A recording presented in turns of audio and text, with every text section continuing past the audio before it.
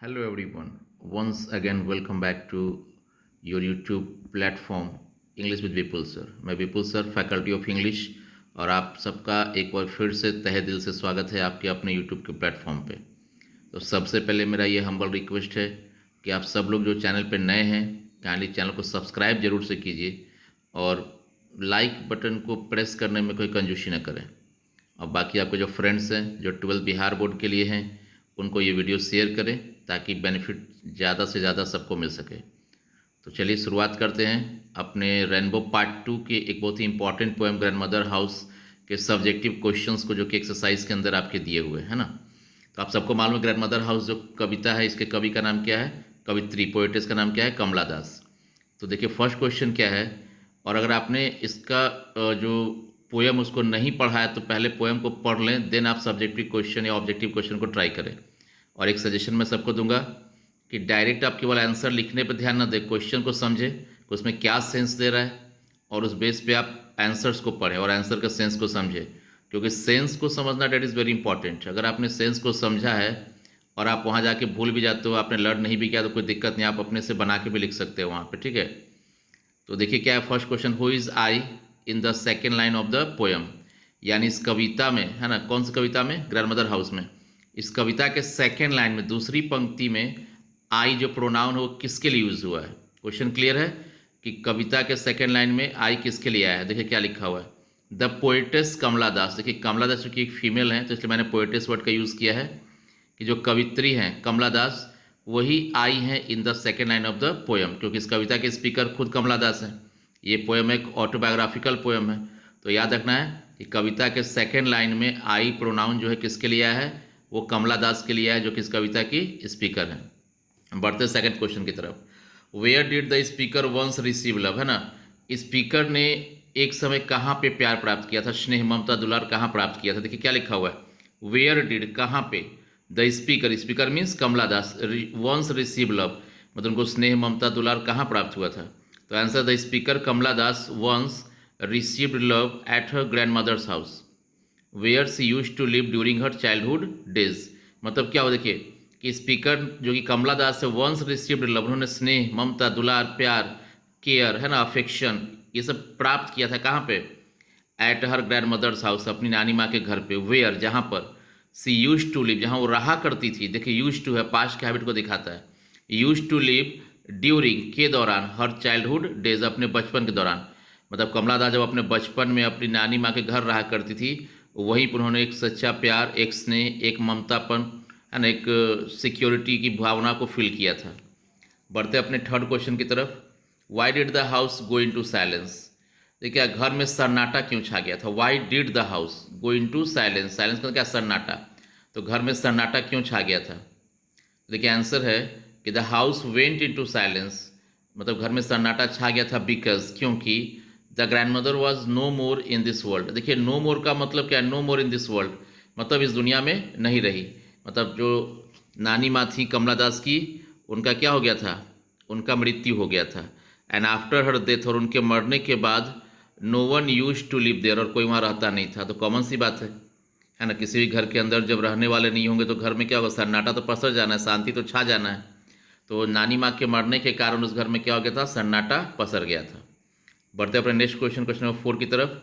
और मैं फिर से कहूँगा कि आप सब लोग बहुत ध्यान से क्वेश्चंस को समझें, केवल लिखने पर ध्यान न दें, सेंस समझना सबसे इंपॉर्टेंट है।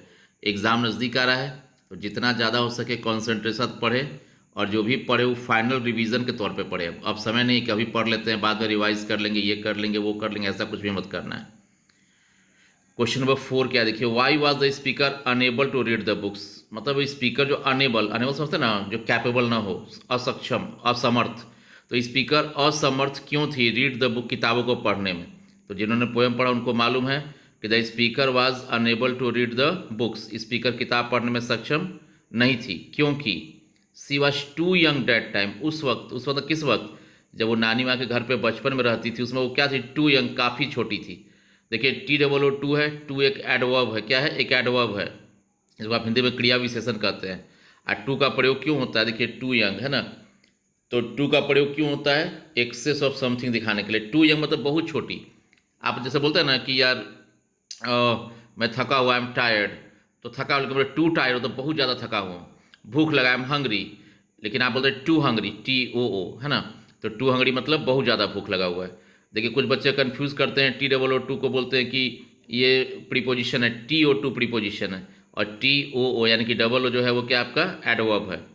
तो स्पीकर किताब को क्यों नहीं पढ़ती थी? क्योंकि उस वक्त क्या थी, the speaker was unable to read the books because she was too young that time. बढ़ते अपने नेक्स्ट क्वेश्चन, क्वेश्चन नंबर 5 की तरफ। Why did the speaker often wish to go to that house? देखिए ऑफन, इसको आप often पढ़ेंगे, often मत पढ़ना, टी साइलेंट होता है यहाँ पे, ठीक है। तो Y did the speaker often wish, speaker अक्सर, ऑफन का मतलब अक्सर, प्राय, उसका इच्छा क्यों होता था गो टू डेट हाउस, उस घर को जाकर विजिट करें, वहाँ जाके घूमें। कौन से घर को? ग्रैंड मदर के घर को। देखिए the speaker often wish to go to that house, वो चाणक्य क्यों चाहती है? To collect and recall the memories of the days when she used to live with the grandmother happily. मतलब the speaker often wished, speaker अक्सर ही चाहती है, उसका इच्छा होता है, to go to that house, उस घर में जाए, टू कलेक्ट, ताकि वहाँ से बटोर सके, एक बार फिर से यादों को जिंदा कर सके, रिकॉल, फिर से उन पलों को जी सके, रिकॉल कर सके, the memories of the days, उन दिनों की यादों को। कौन दिनों की? किस दिनों की? When she used to live with her grandmother, जब वो अपने नानी माँ के साथ रहती थी, हैप्पीली, खुशी खुशी, मतलब उस वक्त उसके पास नानी माँ का प्यार था, दुलार था, केयर था, सिक्योरिटी की फीलिंग थी, इमोशनल अटैचमेंट था। तो आज तो वो है नहीं लाइफ में, बिल्कुल अकेली है वो उनकी मरने के बाद, काफ़ी वरीड है, काफ़ी चिंतित है, काफ़ी परेशान है। वो चाहती है कि आज वहाँ जाए और जाकर उस घर से उन यादों को, खूबसूरत पलों को एक बार फिर से जी ले, और उसे कैद करके अपने साथ अपने प्रेजेंट रेसिडेंस पे लेके आ जाए। चलिए बढ़ते क्वेश्चन नंबर 6 की तरफ। Why was the speaker proud of living in that house? देखिए प्राउड मतलब गर्व होना, खुशी होना, मतलब वहाँ रह कर, नानी माँ के घर पर रह, उसको इतना गर्व, इतना खुशी क्यों महसूस होता था? तो देखिए क्या, the speaker was proud of living in that house because there she spent the golden period of her life. देखिए किसी भी इंसान के जीवन का जो गोल्डन पीरियड होता है ना, उसका बचपन होता है, चाइल्डहुड डेज होता है ना। अलग बात है वो हम लोग को बाद में समझ में आता है कि अरे यार, है ना, जो पल हमने जी लिया, जो बचपन था, वही तो हमारे जीवन का गोल्डन पीरियड था। लेकिन अभी क्या लगता है कि जब पैसा कमाएंगे तब ये करेंगे, वो करेंगे, ऐसा करेंगे, लेकिन आप भूल जाते हैं कि पैसा आने के बाद तो प्रेशर ज़्यादा आपको बढ़ेगा, है ना। तो स्पीकर प्राउड क्यों थी उस घर में रहकर? क्योंकि देयर सी स्पेंट, वहाँ उसने बिताया, देखिए स्पेंट का स्पेंट होता है पास्ट, तो सी स्पेंट, उसने बिताया था golden period of her life, में जीवन का सबसे सुनहरा काल, जो कि बचपन है ना। देखिए लिखा हो that is childhood with grandmother, grandmother के साथ। There she receive true love, वहाँ पर उसको सच्चा प्यार मिला था, केयर मिला था और गाइडेंस मिला था, है ना। तो आई होप कि 1 to 6 आपको क्लियर हो गया। एक बार आप यहाँ से देख के वीडियो को पॉज करके 1 to 6 को आप नोट कर सकते हैं, है ना। आराम से आपको बिल्कुल क्लियर दिख रहा होगा, है ना। हम लोग धीरे धीरे करके 6 तक एक बार आपको पूरा आंसर सामने दिखा देते हैं। और फिर से ही कहूँगा कि ज़रूर से सुनिए, केवल लिखिए नहीं, लिखना हो तो आप कहीं से भी उतार लेंगे, है ना। पूरा एक एक बात को सुना कीजिए, जब बात को ध्यान से सुनेंगे, समझेंगे, तभी जाके आपको क्लियर होगी। तो 6 तक हो गया। चलिए बढ़ते हैं अपने 7 क्वेश्चन की ओर, है ना। देखिए 7 क्वेश्चन क्या है कि why does the speaker say that she has lost her way. ये क्वेश्चन काफ़ी इंपॉर्टेंट क्वेश्चन है। ये आपको एक्सप्लेनेशन के अंदर भी एक लाइन था, I who have lost my way, है ना, बेग एट स्ट्रेंजर्स डोर, तो वो लाइन आपको इंपॉर्टेंट है एक्सप्लेनेशन के लिए भी। तो क्वेश्चन क्या है कि why does the speaker say, speaker क्यों कहती है that she has lost her way, कि मैंने अपना रास्ता खो दिया है, मतलब मेरे पास कोई रास्ता नहीं है जाने के लिए। मतलब कहने का सेंस क्या है कि कभी कोई जीवन में का अकेलापन, देखिए लॉस्ट हर वे का मतलब कि रास्ता भटक गए, रास्ता खो गए, इसको एड्रेस नहीं मालूम है। मतलब क्या है कि why does the speaker say that she has lost her way, मतलब क्या हुआ कि स्पीकर ऐसा क्यों कहती है कि भाई मेरे जीवन में तो अब कुछ बचा ही नहीं है, वो इमोशनल अनसिक्योर फील कर रही है। आखिर ऐसा क्या हुआ कि उसको जीवन में अनहैप्पी है, दुखी है, अनसिक्योर फील कर रही है, यही क्वेश्चन है। ये नहीं सोचा कि रास्ता भटक गया, रास्ता भुला गया, एड्रेस भुला गया, ऐसा कुछ भी नहीं है। आंसर है कि the speaker says that she has lost her way, speaker कह रही कि अब रास्ता जो है वो भटक गया है, मतलब जीवन में मेरा इमोशंस नहीं है, अनसिक्योर फील कर रहे हैं। क्यों? क्योंकि after the death of grand mother, नानी माँ के मरने के बाद, सी इज़ कम्प्लीटली अलोन, बिल्कुल अकेला महसूस कर रही है, जो कमला दास है। Now no one is there, अब कोई नहीं उसके जीवन में बचा उनके मरने के बाद, to share her joy as well as sorrow, ताकि वो बांट सके, उसके साथ बैठ के उसके जॉय को, उसके खुशी को, उसके सौरों को, सुख दुख को बांट सके। देखिए लाइफ में सौरों और जॉय दोनों में हमारे साथ कुछ लोग होनी चाहिए जिनके साथ हम बिल्कुल बैठ के आराम से अपनी खुशी को शेयर कर सके या फिर अपने जो हमारा दुख है उसको बांट सके। And to take care of herself, ना उसका कोई ख्याल रखने वाला है। टेक केयर ऑफ मतलब ख्याल रखना, ध्यान रखना। She is wandering to receive love, यहाँ वो भटक रही है कि कोई तो मिल जाए जो थोड़ा सा बैठ के अपना अनमोल समय मुझे दे, मेरी बातों को सुने, है ना, मुझे अपनापन उसके अंदर फील हो। तो इस कारण वो कहते हैं कि जीवन बिल्कुल अनसिक्योर हो गया है। बढ़ते अपने लास्ट क्वेश्चन, क्वेश्चन नंबर 8 की तरफ।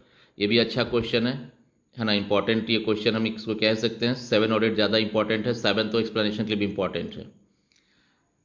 इज़ द स्पीकर सेटिस्फाइड, क्या स्पीकर संतुष्ट है विद हर प्रेजेंट लाइफ, अपने वर्तमान जीवन से। मतलब क्या कमला दास का जो आपने पोयम पढ़ा, उनकी बातों को सुना समझा, उससे क्या लगता है आपको, क्या स्पीकर संतुष्ट है कि नहीं।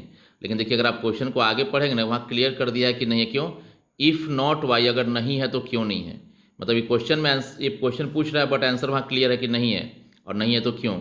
मतलब हमको सीधा ये भी क्वेश्चन कह सकता था कि स्पीकर सेटिस्फाइड नहीं है, क्यों भाई। लेकिन वो हमारा आईक्यू चेक करने के लिए, हमको थोड़ा सा परेशान करने के लिए क्वेश्चन घुमा दिया गया। तो क्या समझे, is the speaker satisfied with the present life, क्या अपने वर्तमान जीवन से कमला दास संतुष्ट हैं, सेटिस्फाइड हैं, प्लीज्ड हैं, हैप्पी हैं। इफ़ नॉट, अगर नहीं तो क्यों। तो no, the speaker is not satisfied with the present life.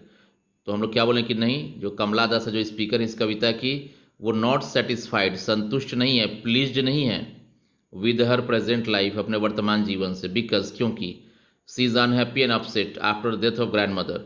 देखिए ग्रैंड मदर के मरने के बाद वो क्या थे, अनहैप्पी, एकदम नाखुश है और अपसेट है, दुखी है, क्योंकि उसके लिए बहुत बड़ा लॉस था ये, है ना। जो आपके लिए सब कुछ हो और जो आपको अचानक छोड़ के चला जाए तो बड़ा बड़ा लॉस होता है वो जीवन का। There is lack of emotional fulfilment, सब कुछ है आज, है ना, नेम है, फेम है, घर है, ये पैसा है, सब कुछ है, लेकिन क्या है, देर इज़ लैक, लैक मतलब क्या होता है, कमी, ऑफ इमोशनल फुलफिलमेंट। लेकिन जो इमोशन, भावनात्मक जो एक चीज़ें ज़रूरत होती है इंसान को, वो फुलफिल नहीं हो, पूरा नहीं हो पा रहा है। मतलब थक के आ रहे हैं, कोई घर में बात करने वाला नहीं है, कभी खुशी का मौका एंजॉय करना है तो अकेले हैं, कभी दुख है उसको कोई नहीं शेयर करने वाला। ये सब चीज़ों को लेकर क्या बोल रहा है कि देर इज़ लैक, लैक मतलब कमी है किसका, इमोशनल फुलफिलमेंट का, यानी कि भावनात्मक जो है ना चीज़ें, वो कहीं ना कहीं से उसकी अधूरी रह जा रही हैं in her life. The present life is dull, अभी जो वर्तमान एकदम डल है, एकदम सुस्त है, कोई एनर्जी लेस है, कुछ नहीं लग रहा है। And lack of security is there, और उसको कहीं ना कहीं से अपने आप को सिक्योर, देखिए लैक मतलब कम, सिक्योरिटी का सुरक्षा का भावना। तो सुरक्षा मतलब ही नहीं कि उसको कोई जान मारने आ रहा है, मतलब वो कहीं ना कहीं से असहज महसूस करे, अनकंफर्टेबल। लैक ऑफ सिक्योरिटी का मतलब क्या है, वो अनकंफर्टेबल है, मतलब वो असुरक्षित नहीं महसूस कर रही है। ये नहीं कि सुरक्षित मतलब कि कोई गोली मार देगा, बंदूक मार देगा, बॉडी गार्ड चाहिए। लैक ऑफ सिक्योरिटी का मतलब वो कहीं ना कहीं से कंफर्टेबल फील नहीं कर रही है, जीवन में सुकून महसूस नहीं कर रही है। तो आई होप को आपको क्लियर हो गया होगा अच्छे से। अब यहाँ से अच्छे से आप इसको नोट कर लीजिए, है ना, और नोट कर लेना ज़रूर से, नहीं तो फिर काम अगर आप बैकलॉग डालेंगे ना तो रोज़ बढ़ता जाएगा आपके लिए काम और आपको दिक्कत हो जाएगी। तो चलिए, thank you very much video को पूरा कंप्लीट देखने के लिए, और होप कि आप सबको अच्छे से समझ में आ गया हो। ये पोएम इंपॉर्टेंट पोएम, अच्छी पोएम है। तो प्लीज़ आप सारे अच्छे अच्छे बच्चे सारे वीडियोज़ को लाइक ज़रूर करिए और शेयर कीजिए अपने दोस्तों के साथ, कमेंट कीजिए, थोड़ा टोकरी भर भर के देखते हैं इस बार कितना कमेंट आता है। चलिए थैंक यू, मिलते हैं नेक्स्ट वीडियो में बहुत ही जल्दी, बाय।